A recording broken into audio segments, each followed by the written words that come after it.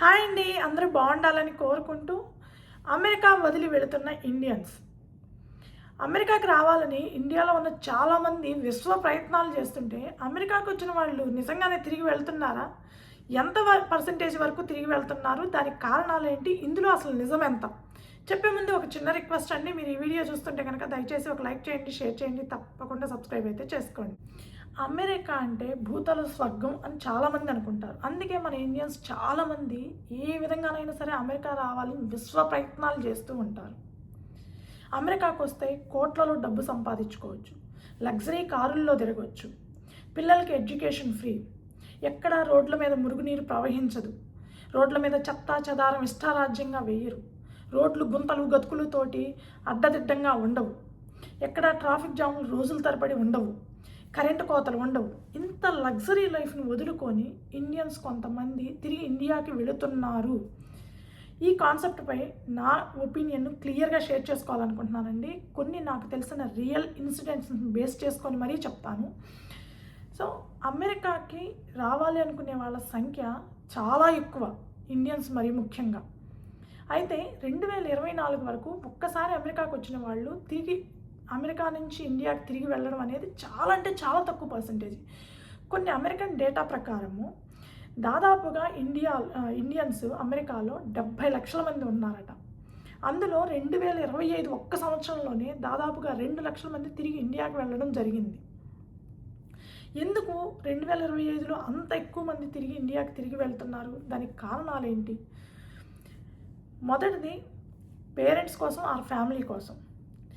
Parents కోసం వెళ్ళే వాళ్ళు నాకు తెలిసి ఒక బిలో 5% ఆర్ 5% మాత్రమే అనుకుంటున్నానండి.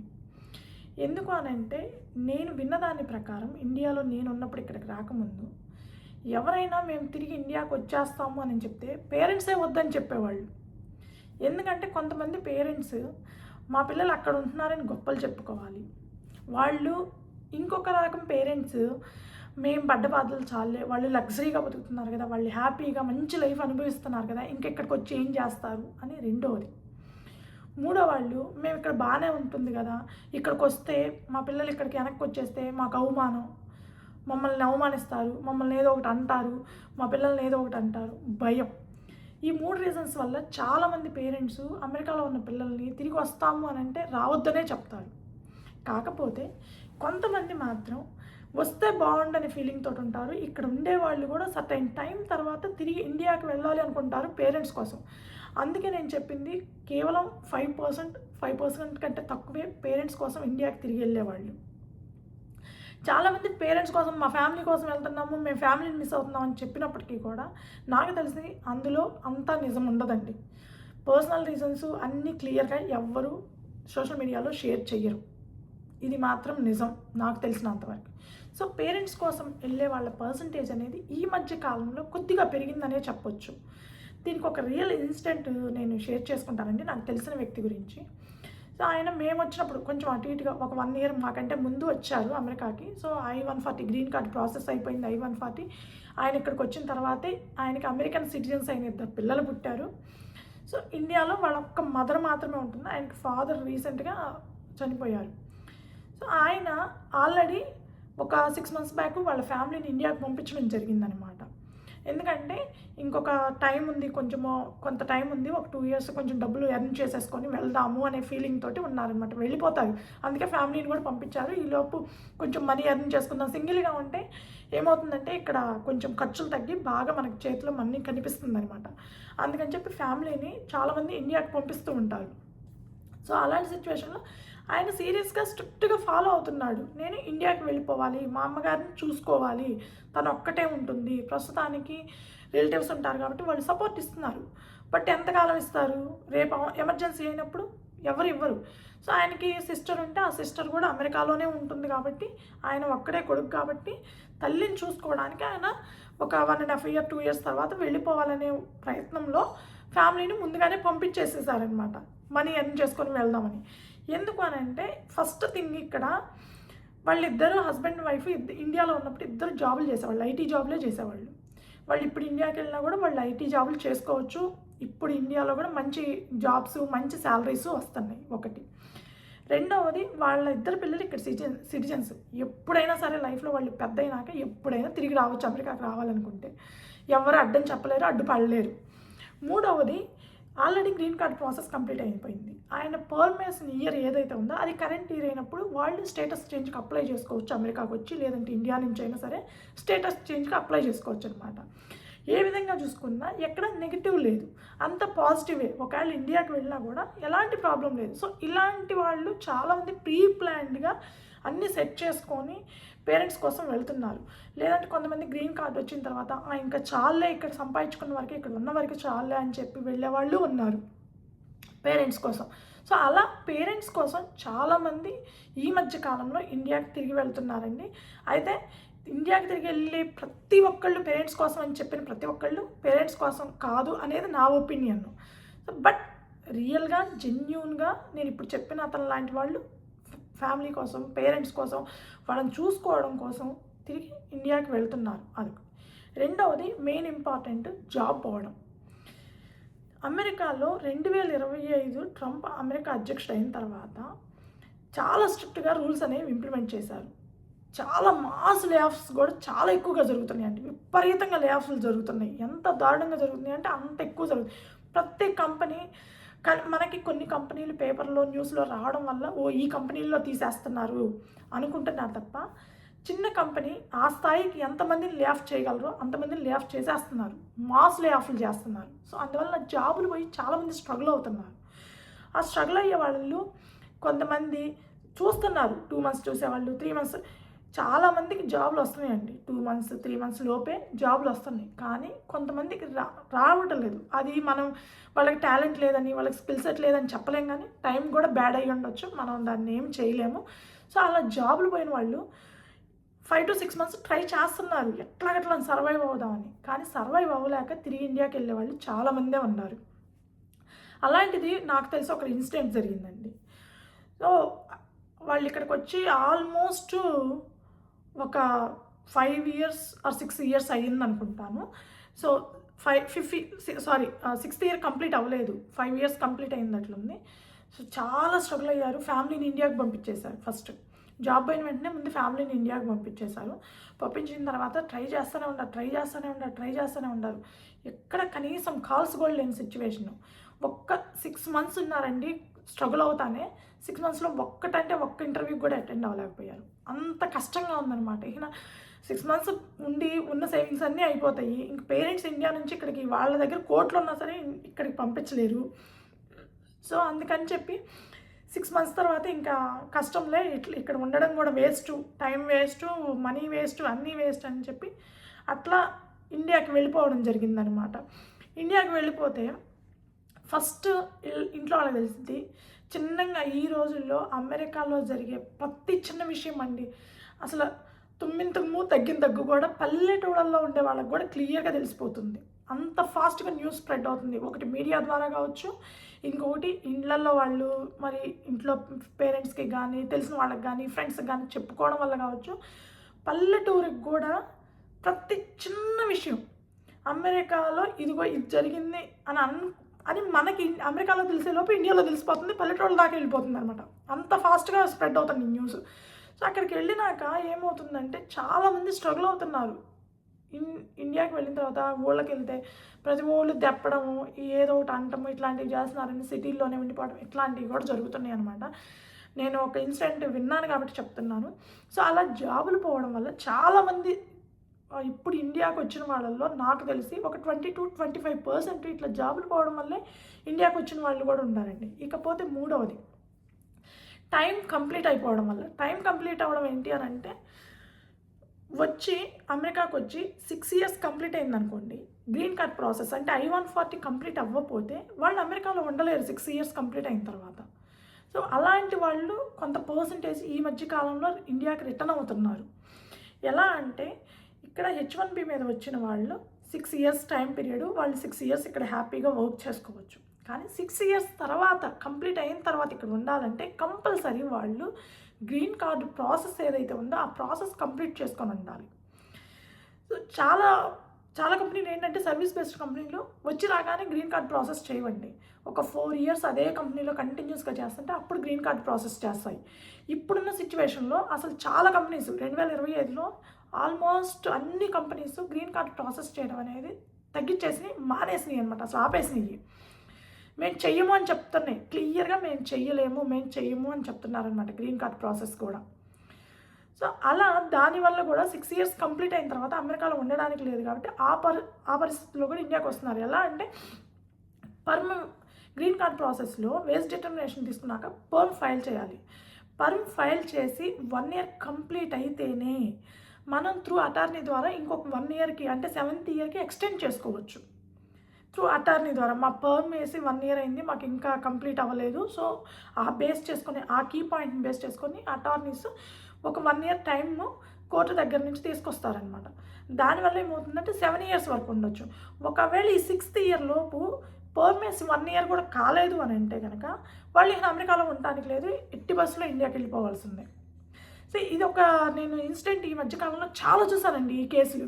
ఎందుకంటే చాలామంది నాకు తెలిసి ఒక 2-3 కేసెస్ ఇవి 6 ఇయర్స్ కంప్లీట్ అయింది, పర్మిస్ 1 ఇయర్ అయింది, వెళ్ళిపోవాలి. అసలు ఆల్మోస్ట్ 1 వీక్ లోపు వెళ్ళాలి.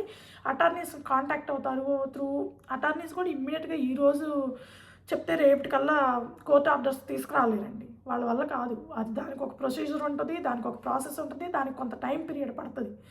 సో అలా ఇంకొక 1 వీక్లో అమెరికా వదిలిపెట్టి వెళ్ళాలనే సిచ్యువేషన్లో, ఇంకొక 3 డేస్లో వెళ్ళాలనే సిచ్యువేషన్లోకి వచ్చిన వాళ్ళని కూడా నేను చూశానండి.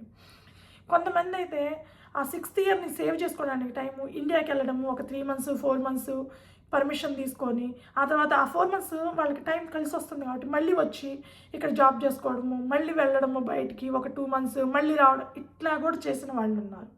సో ఆ టైం అనేది మనకి గ్రీన్ కార్డ్ ప్రాసెస్ కాకపోతే 6 ఇయర్స్ లోపు కంపల్సరీ ఎవరైనా ఇండియాకి వెళ్ళిపోవాల్సిందే. ఆ పర్పస్గా ఈ మధ్యకాలంలో చాలా కంపెనీస్ I-140 చేయట్లేదు కాబట్టి 6 ఇయర్స్ కంప్లీట్ అయిన ప్రతి ఒక్కళ్ళు చాలా వరకు తిరిగి ఇండియాకి వస్తున్నారు. ఈ పర్సంటేజ్ కూడా ఈ మధ్యకాలంలో కొద్దిగా పెరిగిందనే చెప్పొచ్చండి.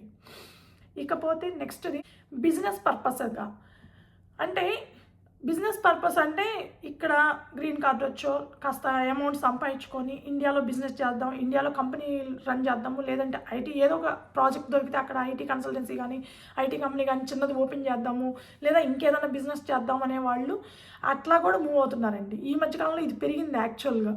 అంటే వాళ్ళు ఏదో ఇక్కడికి వచ్చి ఒక 10 ఏళ్ళు అయితే రావట్లేదండి. గ్రీన్ కార్డ్ వచ్చిన తర్వాత వచ్చే వాళ్ళే ఎక్కువ పర్సంటేజ్ ఉన్నారు అలా బిజినెస్ చేసేవాళ్ళు. దీనికి ఒక ఎగ్జాంపుల్ ఏంటంటే మా అన్నకి తెలిసిన వాళ్ళు ఆల్మోస్ట్ ఫ్యామిలీ ఇక్కడ సెటిల్డ్, ఫ్యామిలీకి మాత్రం సిటిజన్షిప్ తీసుకున్నారు, ఆయన తీసుకోలేదు, ఆయనకి జస్ట్ గ్రీన్ కార్డ్ మీదే ఉన్నారు. ఇండియాకి వచ్చి ఇండియాలో ఐటీ కంపెనీ పెట్టడం జరిగిందనమాట. సో ఆయన గ్రీన్ కార్డ్ మీదే ఉండాలన్నమాట, ఇండియాలోనే ఉంటారు, ఫ్యామిలీ మాత్రం ఇక్కడ ఉంటారనమాట. ఇలా మూవ్ అయ్యే వాళ్ళు కూడా ఈ మధ్యకాలంలో కొద్దిగా పెరిగారు. ఏంటంటే ఎప్పుడు ఈ జాబ్లేనా ఇదేనా అని చెప్పి సర్టైన్ టైం తర్వాత కొంచెం పిల్లలు పెద్దవాళ్ళు అయిన తర్వాత బిజినెస్ చేద్దామనే ఉద్దేశంతో ఇండియాకి మూవ్ అయ్యే వాళ్ళు కూడా చాలామంది ఉన్నారు. అంతేకాదు పెళ్లి సంబంధాల కోసం ఈ మధ్యకాలంలో ఇండియాకి వచ్చేవాళ్ళు కూడా ఎక్కువ అయ్యారండి. ఎందుకంటే ఇది కూడా నాకు ఒక రియల్ ఇన్సిడెంట్ జరిగింది. ఒక ఆవిడ నన్ను అడిగింది, ఏంటి మా పిల్లలకి పెళ్ళిళ్ళు చేయాలనుకుంటున్నాము, మీకు తెలిసిన సంబంధాలు ఏమైనా ఉంటే చెప్పండి అని. వాళ్ళు వేరే కంట్రీ సిటిజన్స్, బట్ అమెరికాలో కూడా గ్రీన్ కార్డ్ ఉందన్నమాట. సో వాళ్ళు ఇండియా అమ్మాయిని చేసుకోవాలని చెప్పి ఇండియా మూవ్ అవ్వాలి ప్రస్తుతం పిల్లలోడికి పెళ్ళయిందాక, ఎందుకంటే ఆ అబ్బాయికి జీసీ ఉంది, వేరే కంట్రీ సిటిజన్షిప్ ఉంది. సో కావాలంటే మళ్ళీ వస్తారు, మేము ముందైతే ఇండియాకి మూవ్ అవ్వాలనే ఉద్దేశంతో మేము ఇండియాకి మూవ్ అవుతాం నెక్స్ట్ ఇయర్ అని నాకు క్లియర్గా చెప్పడం జరిగిందనమాట. అలాంటి వాళ్ళు కూడా ఉన్నారు కొంతమంది. ఇది చాలా తక్కువ పర్సంటేజ్ అనమాట. వాళ్ళు ఏమైనా పెళ్ళైపోయినాక ఇండియాలోనే ఉండాలని ప్లాన్ చేసుకుంటున్నారు. సో పిల్లలు మాత్రం ఇక్కడ ఉండేటట్లుగా అనమాట. ఈ పర్సంటేజ్ కూడా పెరిగిపోయింది. సో నెక్స్ట్ది పిల్లల కోసం అంటే అండి, చాలామంది నేను కొన్ని 2-3 ఇన్సిడెంట్స్ చూడటం జరిగిందనమాట. పిల్లల్ని సర్టైన్ టైం తర్వాత మేబీ ఒక 7th గ్రేడ్కి అట్లా వచ్చిన తర్వాత ఇక్కడ కల్చర్ని ఇష్టపడని వాళ్ళు, లేకపోతే ఏదో పిల్లలు కొంచెం చెడిపోతారు, లేకపోతే ప్రాబ్లమ్స్ ఫేస్ చేయాల్సి వస్తుంది, పిల్లలు సరిగ్గా ఉండరు, సరిగ్గా అంటే పేరెంట్స్కి రెస్పెక్ట్ ఇవ్వకపోవచ్చు, చెప్పిన మాట వినరు, ఇట్లా చెడు అలవాట్లకు బానిసలు అయ్యే అవకాశం ఉందనే ఉద్దేశంతో చాలామంది పిల్లల్ని ఇండియాలో ఉండి చదివిస్తున్నారు. అలాంటి వాళ్ళు ఉన్నారండి. వాళ్ళు ఇక్కడే ఉంటారు, హస్బెండ్ అండ్ వైఫ్. పిల్లలు మాత్రం ఇండియాలో పెట్టి అమ్మమ్మ తాత దగ్గర, నాయనమ్మ తాత దగ్గర, ఇలా గ్రాండ్ పేరెంట్స్ దగ్గర పెట్టి చదివిస్తూ ఉంటారనమాట. సర్టన్ టైం తర్వాత కొంతమంది ఏంటంటే పిల్లలు కొంత ఏజ్ వచ్చిన తర్వాత, ఒక 7th గ్రేడో 8th గ్రేడో అయిపోయిన తర్వాత ఇంక ఇక్కడ ఉండటం కరెక్ట్ కాదు, ఇక్కడ ఉంటే పిల్లలు మన చేతికి చిక్కరు, ఇలాంటి ఉద్దేశంతో కూడా ఇక్కడ ఉండే సిచ్యువేషన్స్ అలా ఉంటాయండి. చాలా అంటే చాలా జాగ్రత్తగా ఉండాలి. అంత ఈజీ కాదు. ఇప్పుడు ఇండియాలో కూడా ఏమంత సూపర్గా ఏం లేదండి. ఇండియాలో కూడా పరిస్థితి అలాగే ఉంది. దినకన్నా 100 ఆయుష్ అన్నట్టు ఉంది. మరి ఆడపిల్లల పరిస్థితి అయితే మరీ దారుణం, చెప్పనక్కర్లేదు. ఇక్కడ ఎట్లా ఉందో అక్కడ కూడా అట్లనే ఉంది. కాకపోతే ఏంటంటే అక్కడ మన కంట్రీలో మన జాగ్రత్తలు వేరుగా ఉంటాయి. మన ఫ్యామిలీ సర్కిల్ ఉంటుంది, ఫ్రెండ్స్ ఉంటారు, రిలేటివ్స్ ఉంటారు, ఇన్ని జాగ్రత్తలు ఉంటాయి అన్నమాట. ఇక్కడ అవేం ఉండవు. కాబట్టి చాలామంది సర్టెన్ టైం తర్వాత పిల్లల కోసమే, అమ్మో ఇప్పుడు వద్దులే, కావాలంటే మళ్ళీ వద్దాంలే అనుకొని ఇండియాకి మూవ్ అయ్యే వాళ్ళు కూడా చాలామంది ఉన్నారు. ఈ మధ్య కాలంలో ఈ పర్సంటేజ్ పెరిగిందండి. నేను ఒక 2 ఇన్సిడెంట్లు చూశానండి. పేరెంట్స్ ఇక్కడ ఉంటున్నారు ఇద్దరు, బట్ పిల్లల్ని మాత్రం వాళ్ళ గ్రాండ్ పేరెంట్స్ దగ్గర చదివిస్తున్నారనమాట. So every year summer holidays ఉంటాయి కాబట్టి పిల్లలకి అక్కడ 2-3 మంత్స్, ఆ 2-3 మంత్స్ ఆ పాప ఇక్కడికి, వాళ్ళ గ్రాండ్ పేరెంట్స్ ఆ పాప ఇక్కడికి వస్తారు, ఆ 2-3 మంత్స్ ఇక్కడ ఉంటారు, మళ్ళీ ఇండియాకి వెళ్ళిపోతారు. ఎవ్రీ ఇయర్ అదేనమాట పరిస్థితి, అలా జరుగుతుందనమాట. ఆ పాప ఇప్పుడు 9th గ్రేడ్ అనుకుంటాను ఇండియాలో అయితే. సో అలా జరుగుతుంది. కొంతమంది రీసెంట్గా కాదులేండి, నేను వచ్చిన తర్వాత విన్నది ఏంటంటే, ఒక 6th గ్రేడ్ అయిపోయిన వెంటనే సిచ్యువేషన్ అర్థమవడంలోనే అమ్మో ఇక్కడ వద్దులే అని భయపడిపోయి, అమ్మో పిల్లలు పాడైపోతారు, పిల్లల చేతికి చిక్కరు, వాళ్ళ లైఫ్ ఏమైపోతుందో అనే భయంతో కూడా ఇండియాకి మూవ్ అవుతున్నారు. అలాంటి వాళ్ళు కూడా ఉన్నారు. ఇకపోతే నెక్స్ట్ది హెల్త్ ఇష్యూస్ వల్ల. కొంతమందికి ఇక్కడ హెల్త్ కేర్ సిస్టమ్ ఎలా ఉంటుందో ప్రతి ఒక్కటి తెలుసండి. ఇండియాలో అందరికీ తెలిసింది. నేను హెల్త్ కేర్ సిస్టమ్ అనేది చాలా అంటే చాలా కష్టం. ఏదన్నా ఇష్యూ వస్తే మనకి ఇండియాలో లాగా లటక్కన వెళ్ళి అక్కడ డాక్టర్ దగ్గర కూర్చొని మాకు ఎమర్జెన్సీ ఓపీ ఇవ్వండి, లేకపోతే ఎమర్జెన్సీకి మమ్మల్ని చూడండి, ఈ డాక్టర్ కాకపోతే ఇంకో డాక్టర్, ఈ హాస్పిటల్ కాకపోతే ఇంకొక హాస్పిటల్, ఇంత సోది ఇక్కడ ఉండదు. మనకు అక్కడ ఉన్నంత ఫెసిలిటీ హెల్త్ కేర్కి సంబంధించి మాత్రం ఇక్కడ ఉండదండి. కాకపోతే అక్కడికి ఒక చిన్న డిఫరెన్స్ ఏంటి అని అంటే, మనకి అక్కడ ఇష్టారాజ్యంగా మెడిసిన్స్ ఇచ్చేస్తారు, బల్క్లో ఇస్తుంటారు. మా అమ్మకి బాగుంటుందండి, అంటే తనకి కొంచెం షుగరు, బీపీ ఇవన్నీ ఉంటే విపరీతంగా ఇష్టారాజ్యంగా ఇచ్చేసారు, ఇన్ని బిళ్ళలు ఇస్తారు. అంత ఒక హెల్త్ బాగలేక, అంటే ఒక కాలు ఇరిగింది, లేకపోతే ఇంకోటి నాకు కాలు ఇరిగిందండి ఇక్కడికి వచ్చిన తర్వాత, ఫ్రాక్చర్ అయింది. నాకు ఒక్క సింగిల్ ట్యాబ్లెట్ కూడా ఇవ్వాలి, చచ్చినట్టు బెడ్ రెస్ట్లోనే ఉండాలన్నమాట. సింగిల్ ట్యాబ్లెట్, కనీసం పెయిన్ కిల్లర్ కూడా ఇవ్వాలి. జ్వరం మందు వేసుకున్నారు. పెయిన్ కిల్లర్ అడిగితే పెయిన్ భరించలేకపోతున్నానంటే జ్వరం మందు వేసుకోమన్నారు నన్ను ఇక్కడ. దాంట్లో పెయిన్ రిలీఫ్ ఉంటుంది, సో జ్వరం మందు వేసుకుంటున్నారు. అట్లా ఉంటుంది అనమాట ఇక్కడ. సో ఎక్కువ మెడిసిన్స్ ఇవ్వరు, హెల్త్ స్పాయిల్ చేయరు. ఎందుకంటే వాళ్ళకి ఏదన్నా రివర్స్ అయిందంటే మాత్రం ఇక్కడ చాలా డేంజరు, చాలా పెద్ద ఇష్యూ అవుతుంది, కేసు అవుతుంది. మనకి ఇండియాలో అయితే అసలు పట్టించుకోరులేండి, ఎవడు పట్టించుకోడు. అమ్మ తీసుకోవడం, సైలెంట్ అయిపోవడం, అంతే కదా. సో కాకపోతే ఏంటంటే మనకి మంచి డాక్టర్లు ఉంటారు అక్కడ, చాలా ఈజీగా యాక్సెస్ ఉంటుంది, ఇమ్మీడియట్గా మనకి ట్రీట్మెంట్ అందుతుంది, దానికి టైం వెయిట్ చేయాల్సిన అవసరం లేదు. ఈ డాక్టర్ కాకపోతే ఇంకొక డాక్టర్ దగ్గర అపాయింట్మెంట్ తీసుకొని వెళ్ళొచ్చు, అంత ఈజీ యాక్సెస్ ఉంటుందన్నమాట. అడ్వాంటేజ్ ఉంది మనకి. మెడిసిన్స్ ఇస్తారనే కానీ మనకి చాలా హెల్త్ కేర్ సూపర్ అండి. మనకి ఇండియాలో అంత మంచి హెల్త్ కేర్ అసలు ప్రపంచంలో నాకు తెలిసి ఏ కంట్రీలో ఉండకపోవచ్చు. అలాంటి సిచ్యువేషన్లో ఇక్కడ హెల్త్ ఇష్యూస్ ఏమన్నా సివియర్ హెల్త్ ఇష్యూస్ కానీ, లాంగ్ టర్మ్ హెల్త్ ఇష్యూస్ వచ్చిన వాళ్ళు కూడా ఈ మధ్యకాలంలో ఇండియాకి స్లోగా మూవ్ అవుతున్నారు. ఎందుకంటే ఇక్కడ వెయిట్ చేయాలి, ఫస్ట్ ప్రతిదానికి వెయిటింగ్ లిస్ట్ ఉంటుంది, వెయిట్ చేయాలా, ఇమ్మీడియట్గా యాక్సెస్ ఉండదు, మనం ఏమీ చేయలేని పరిస్థితి, ఎమర్జెన్సీకి వెళ్ళాలా, ఇన్సూరెన్స్లు అన్నీ చూసుకోవాలా, భయంకరంగా ఖర్చు అవుతుంది ఏది చిన్నది వచ్చినా కూడా. సో అలాంటి సిచ్యువేషన్లో మూవ్ అయ్యే వాళ్ళు ఉన్నారు, కానీ ఇది కూడా చాలా తక్కువ పర్సంటేజ్ అండి. పేరెంట్స్ కోసం హెల్త్ ఇష్యూస్ వల్ల మూవ్ అయ్యే వాళ్ళు చాలా అంటే చాలా తక్కువ పర్సంటేజ్ అనమాట. సో ఈ మధ్యకాలంలో చాలామంది ఇండియన్స్ ఇండియాకి తిరిగి వెళ్ళడానికి కారణాలు నాకు తెలిసివండి. ఇండియాకి తిరిగి వెళ్ళడానికి కూడా ఈ మధ్యకాలంలో ఇండియన్స్ పెద్దగా ఆలోచించటం లేదు. ఎందుకంటే ఒకప్పుడు ఉండేదండి ఆ డిఫరెన్స్ ఏంటంటే, శాలరీసు, అమ్మో అమెరికా వెళ్తే కోట్లలో డబ్బు సంపాదించుకోవచ్చు అని. ఇప్పుడున్న సిచ్యువేషన్లో అమెరికాలో ఉండిపోదాము, ఏదైనా ఇష్యూ వచ్చినా ఎట్టగట్ల ఇక్కడే సర్వైవ్ అవుదామని పెద్దగా ఆలోచించడం లేదు. ఎందుకంటే ఇండియాలో కూడా శాలరీస్ బాగున్నాయి, ఇండియాలో కూడా మంచిగా జాబులు వస్తున్నాయి, ఫ్యామిలీ అందరూ అక్కడే ఉంటారు, హ్యాపీగా ఎంజాయ్ చేసుకోవచ్చు, హెల్త్ కేర్ బాగుంటుంది, అన్ని బెనిఫిట్స్ బాగుంటాయి. ఇక్కడ ఏంటంటే ఈ మధ్యకాలంలో ఆ ఒపీనియన్కి రావడానికి కూడా జనాలు కారణం ఏంటంటే మెయిన్గా ఇక్కడ వచ్చే శాలరీలు ఏమీ పెరగటం లేదండి. ఇండియాలో పెరిగినట్టు సపసపసపా పెరుగుతున్నాయి ఇండియాలో. ఇక్కడ అట్లా ఏం పెరగట్లా. కరోనాకి ముందు ఎట్లా ఉన్నాయో కరోనా తర్వాత కూడా అట్లాగే ఉన్నాయి శాలరీస్. ఏ మార్పు లేదు శాలరీస్లో. బట్ ఖర్చుల్లో మాత్రం 50% అబౌవ్ డిఫరెన్స్ అయితే వచ్చింది. చాలా అంటే చాలా హ్యూజ్ డిఫరెన్స్ వచ్చిందండి ఖర్చుల్లో. దానివల్ల ఏంటంటే ఇక్కడ మిగిలే ఆదాయం అనేది చాలా తగ్గిపోతుంది. కాస్ట్ ఆఫ్ లివింగ్ పెరిగిపోవడం వల్ల మనకి సేవింగ్స్ అనేవి చాలా కొద్ది మొత్తంలో అవుతున్నాయి. ఆ మాత్రం సేవింగ్స్ ఇండియాకి వెళ్ళినా ఇద్దరం జాబులు చేసుకున్నా మిగులుతాయి కదా, ఇక్కడే ఉండిపోవాలని ఏముంది అనుకుని ఆలోచించే వాళ్ళు కూడా ఎక్కువ అవుతున్నారు ఈ మధ్యకాలంలో. పెద్దగా ఆలోచించటంలా, ఏం జాబ్ పోయిందా పోదాంలో ఇండియాలో వస్తుంది ఏదో ఒకటి అనే ఫీలింగ్తోటే ఉంటున్నారు. భయపట్టలే ఇండియాకి తిరిగి వెళ్ళడానికి, ఆలోచించటం లేదు. ఆ ఉంటే ఉందాం పోతే పోదాం, ఏముంది మన దేశానికి మనం పోతాం అంతే కదా అనే ఆలోచనలోకి వచ్చేసారనమాట. బేసిక్గా దానికి రీజన్ వచ్చేసి ఇప్పుడు నేను చెప్పిన రీజన్స్ అన్నిటి ఒక ఎత్తు అయితే ఈ రీజన్ ఒక ఎత్తు అండి. కాస్ట్ ఆఫ్ లివింగ్ పెరిగిపోవడం, సేవింగ్స్ తగ్గిపోవడం, ఇది మెయిన్ రీజన్ అనమాట. చాలామంది ఈ రీజన్ వల్ల ఇప్పుడు ఎక్కడైనా ఉందాంలే, ఇక్కడ ఉంటే ఆపర్చునిటీ ఉంటే ఉందాం, లేకపోతే ఇండియాకి వెళ్ళిపోదాం సింపుల్ అనుకుంటున్నారు. ఎవరు ఆలోచించటల్లా ఇక్కడే ఉండాలి, ఇక్కడే ఉండిపోవాలి అని ఎవరు ఆలోచించటల్లా. ఇప్పుడు ఇంకొకటి ఏంటంటే అమెరికా సంబంధాలకు కూడా అంతలా ఎవరు ఎగబట్టలేదండి. ఎందుకంటే ఇక్కడ చాలా సిచ్యువేషన్స్ జరుగుతున్నాయి, జాబులు పోతున్నాయి, ఈ మధ్యలో తిరిగి ఇండియాకి వెళ్ళిపోవాల్సి వస్తుంది, ప్రాసెస్లు జరగవు, గ్రీన్ కార్డులు ఇమ్మీడియట్గా రావు. ఇవన్నీ ఆలోచించుకొని ఇండియాలో మంచి జాబులు మంచి శాలరీస్ వస్తున్నాయి కదా, ఇండియా సంబంధాలే చూస్తున్నారు. ఇక్కడ చాలా సిచ్యువేషన్స్ జరుగుతున్నాయి కాబట్టి, చాలా ప్రాబ్లమ్స్ క్రియేట్ అవుతున్నాయి కాబట్టి. సో ఇదివరకు అయితే అమెరికా సంబంధం అంటే అబ్బో అనుకునేవాళ్ళు, ఇప్పుడు అంత సీన్ కూడా లేదనమాట. అట్లా ఉంది సిచ్యువేషను. సో ఇదండి ఇండియన్స్ తిరిగి అమెరికా వదిలి ఇండియాకి వెళ్ళడానికి కారణాలు నాకు తెలిసినంతవరకు. ఇవన్నీ మీరు అనుకుంటున్న కారణాలతో, నేను అనుకుంటున్న కారణాలతో మీరు ఏకీభవిస్తున్నారని అనుకుంటున్నాను. సో ఈ వీడియో మీకు నచ్చుంటే కనుక దయచేసి ఒక లైక్ చేయండి, షేర్ చేయండి, తప్పకుండా సబ్స్క్రైబ్ అయితే చేసుకోండి. Thank you.